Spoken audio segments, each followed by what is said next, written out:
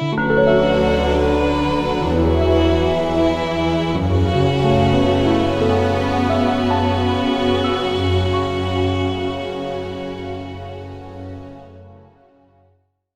only have 15 minutes left.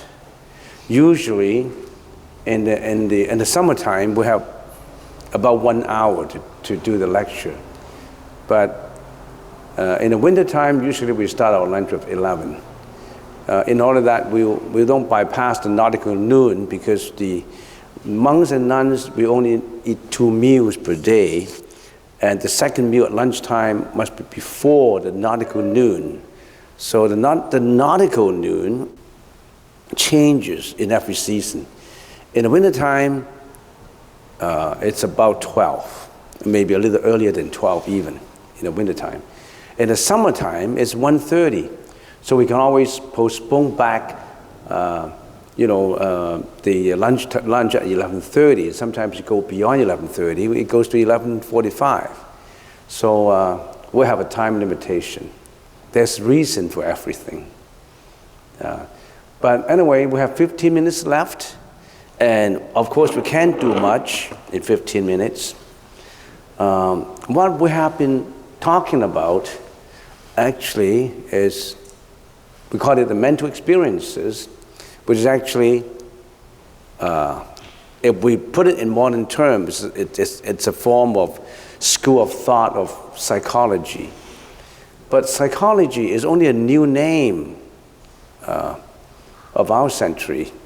Before, philosophy breaks down into sociology, psychology, different branches. But the Buddha already talked about mental experiences 2,600 years ago, very much long before the development of psychology. So actually, psychologists later extrapolate all their thesis and dissertation basically from the foundation of what the Buddha was talking about in the Yogacara school that we've been talking about. Yogacara school. Mental experiences we call the Yogacara school. The Yogacara school is also called, in the Sanskrit language, it's called Vijnapti Matra, a Sanskrit word. Vij, V-I-G-N-A, Vijnapti. Which, what is which? Which is consciousness. Which now is consciousness. Napti, consciousness only. Vijnapti Matra. And that's consciousness only school. So, mental experiences, what is it all about? What is Vijnapti Matra? What is consciousness school? What is Yogacara? What is this? What was the Buddha talking about? The Buddha was talking about mental experiences. Nothing is not mental experiences. You're not apart from the mental experiences. Everything is formed because of mental experiences. So that's the reason why when we say we want to study Buddhism, it's not the study of how the Buddha can give you blessings. It's not the study of how superstitiously you can burn an incense and request for wealth, for status, for fame, and you can get it from the Buddha. That's not the objective of Buddhism. You polluted it with your own concepts in your mind. Don't put your misconception, your misconceived mental experiences into the definition of Buddhism. It's not that. It's not what you think. And Buddhism is a study, in-depth study. As a matter of fact, it's so in-depth that there's a lot of what the Buddha was talking about, and we still don't know, we still can't explain it. We still don't know how to explain it. What we understand is just tip of the iceberg of what the Buddha was talking about in Yogacara school. Because in those ancient days, there were a lot of philosophers. And in some of the concepts, even before the Buddha talked about it, all these philosophers already know. But given the society we are living in right now, it's not that. As Alan has mentioned before, what kind of society we have now? Electronics, communications, and material, technology. The emphasis has changed from advancement in technology, electronics, and science, change into that. I haven't recovered from my flu, so I was not in my best mind to talk about Buddhism. All right, let's talk about mental experiences, which Napti Matrata, consciousness school only. And we put all these complexities of the whole world into one PowerPoint. Can we attempt to do that? Can we attempt to summarize everything into just one PowerPoint? I try. It may not be the best, but at least I try. What do we have? We have external environments, right? Matter, sound, smell, taste, and touch. These are externals to your body, externals to your mind. Externals, externalities, I usually call it. What others? That word matter is what? It includes atoms, protons, electrons, neutrons, I don't know what you name them. Materiality. Everything is, long ago, scientists said elements put together, conglomeration of elements, and then we say atoms. Atoms can be split into protons and electrons and neutrons, and they continue to split it until it comes to the tiniest part, and even the tiniest part can be split, waiting for the scientists to do a lot more in their lifetime, and no scientist can spend their whole lifetime in exploring one thing and successfully find out the result of what they're exploring. So matter, it's all that you can sense, you can see, that's matter. What I see is matter, right? Is anything that what I see is not matter? If it's not matter, how can I see? I cannot see sound, right? Can I see sound? No. So the Buddha said, let's split another part of the externalities that we can not see, we can only listen to. We call it the sound. And actually all of these is wavelengths, frequencies. And then smell. And then taste. And then the final one is touch. And in English word we call it tactility.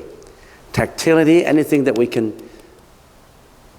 your senses can interact with.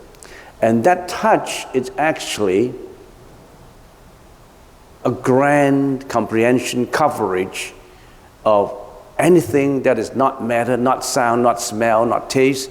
We put that into touch, into touch. Actually, that's interaction. The list can go on, but the Buddha only summarized it using very intelligent words. What else is there? Matter, sound, smell, taste. Matter corresponds to what we can see. So that's the reason why we have eye consciousness. Sound corresponds to or interact with ears, so we have ear consciousness. Smell with nose consciousness. Taste with tongue consciousness. And touch with the body consciousness. Why did the Buddha bring out all this consciousness? The Buddha was talking about these externalities, which is the whole universe, right? This is the whole universe. And then the Buddha slowly got into not just the huge, big universe, the individual, minute universe that we as a body maintain in ourselves. So that's the whole universe elements. That's only in one individual. Your eyes, your ears, your nose, your tongue, and then finally the body. And that body includes what? Not just the body, all the system inside the body. The heart, the spleen, the kidney, the bladder, all these inside. The interaction inside is also contains what? Contains matter, sound, smell, and taste. The body, the system inside has sound too. You know that everything inside the body has sound? So that's a huge universe. That's a small universe. This small universe is what we classify as what? As what? As body and mind. Body and mind. Right? Don't you have a body and mind? Or you only have a body and you have no mind? No. It's a body and mind. Yeah, this is the body and mind. And some people don't conceptualize the body and mind that way. They conceptualize the body and mind objectively into what they say, me. This is I. This is my individual. That's you, that's me. You cannot intrude into my privacy. I want to be better than you. This is the benefits that I should receive. You blame me, then I blame you. So there's always me, I, you, all these conflicts of duality. All these conflicts of dualities produces what? Sufferings, mental afflictions, jealousy, hatred, greediness, fear, anxiety, depression. How many can I list them out? Inexhaustible. Sometimes I remember I work in a workshop and then we say, let's list out all the elements of happiness. How do we feel when we're happy? One list. And how do we feel when we are unhappy? And usually the list on unhappiness is much longer than the one on happiness. What can you put in happiness? What can you put in happiness? And what can you put in unhappiness? Unhappiness? Too many. There is no end to it. And how about happiness then? What can you feel in happiness? People sometimes just put in going to a party, there's happiness. Eating turkey on a Thanksgiving night, there's happiness. And have a relationship, there's happiness. And win a lottery ticket, happiness. And some people will put in, as long as I feel delighted. It's not just material. As long as I feel that nothing is binding me. And I'm on a boat. I'm floating in Bowen Island with all this breeze in the ocean. And there's no wave. And then I'm floating around and that's happiness. So different people have different definition of happiness. But don't you know that if you continue to define and find out more about what they quote unquote define as happiness, sometimes some of this happiness could lead to what? Tragedies, unhappiness, mental afflictions, suffering. Imagine happiness as from a party. You go to a Christmas party, that's happiness. And then in the party, you strike up acquaintance with what you think is a beautiful girlfriend or a handsome boyfriend, and then you start a relationship.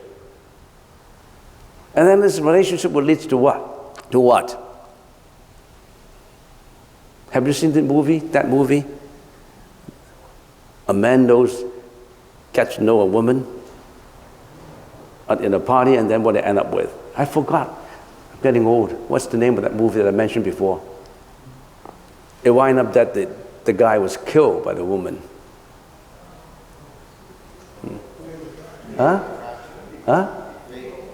Fatal attraction, yeah. That attraction, which they call happiness, is actually fatal. Fatal attraction. You know, always is the case. I haven't even started, and then they strike the gong. Fatal Attraction is a good movie. It's by, I forgot the name of that, by Michael Douglas, right? And then another And then, oh, it was terrible. The ending was terrible. The ending was terrible. But the beginning was happiness, though. What they defined as happiness. It winds up in tragedies. Think about it. I haven't really started anyway, but I should continue to tell you all those which Nanamachata, all those that you should watch out for. But one, I have seen some new faces around, which I didn't see in the first session, which means that, I don't know, some new faces come up. If you come for the first time, you should have a concept that Buddhism is not about getting stuff, getting. I want to be famous. I want to good health. I want blessings. It's not just about that. That's just a byproduct from the belief. It's just like some people say, why do I have to chant? Chanting is superstitious. Why do I have to chant, Om Mani Padme Hum, Om Mani Padme Hum? What's the point? What's the point of chanting? Why don't you raise that question up when you're at lunchtime? Write down, what is the point of chanting? Are you not superstitious? Who is listening? You are chanting to whom? Why are you chanting? Why don't you raise that question? Why are you chanting? Why are you prostrating? Why are you worshiping an idol? They call it an idol. Why don't you raise those questions? I'm waiting for challenges.